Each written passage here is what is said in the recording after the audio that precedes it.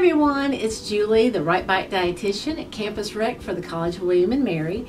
April is Cancer Awareness Month, and being a cancer survivor myself, and for a friend of mine who is actually battling ovarian cancer, I wanted to really focus on cancer prevention this month. And I know that some of you may be thinking, I'm young, I don't have a risk for cancer, and though that may be true in many cases, what you do now in your life actually can affect your health later on in life. There are two big steps, and I say two big steps really that we're going to talk about today, but there are multiple steps that you can do, like quitting smoking, that you can do to decrease the risk of cancer. But two big steps that we're going to talk about today is healthy eating and exercise. The American Institute of Cancer Research found that people who followed a healthy diet, exercise, and maintained a healthy weight actually decreased their risk of cancer by 30 to 40%. That's a pretty good number. So making those healthy choices can actually benefit in a lot of different ways. A healthy diet actually consists of everything that you see here on this My Plate. It consists of your fruits and your vegetables. So as long as you're getting 5 servings of fruits and vegetables per day, it consists of whole grains. What a great option. We've got 3 different types of whole grains right here that can be used. Whole grains, lean meats, so it doesn't necessarily have to be a animal protein, but lean meats certainly play a role in that too.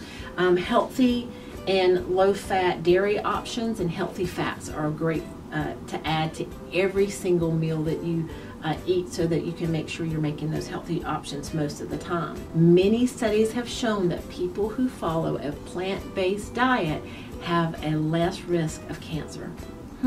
Kind of interesting. Possibly all the nutrients and the fiber and the whole grains are involved in that play a very big role.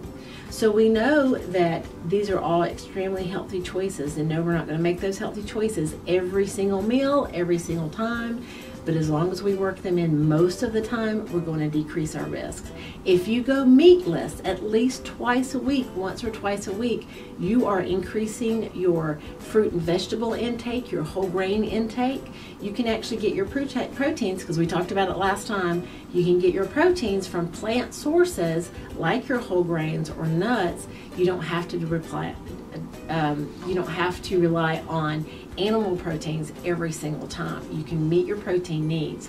If you do decide to do a meatless day or 2 days during your week, it's always recommended to absolutely plan it so that you know where your protein sources are going to come from, and that you know that you can meet your protein needs for that day. The second step to decreasing your risk of cancer or certain types of cancer is, well, taking steps. Exercise.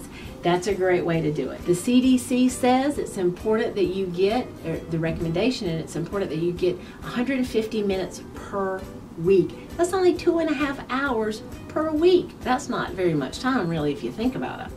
So they recommend 150 minutes per week, and that includes a moderate intensity aerobic, or something that's going to really get that cardiovascular system pumping, but aerobic activity, and then also work in about 2 days, and even more if you can, some muscle strengthening. When I say muscle strengthening, I mean all the major muscle groups: your legs, your hips, your back, your abdomen, your chest, your shoulders, all of it. So we want to make sure that we're covering every bit of that. The moderate intensity exercise, moderate intensity really is just a brisk walk. It can be cycling or bicycling on a flat road. If you want to get vigorous intensity, then singles tennis, or cycling on a hilly road at a fast pace, or running or jogging. These are all vigorous intensity. So you can add those in your daily routines, and you can start to decrease your risk of certain types of cancer.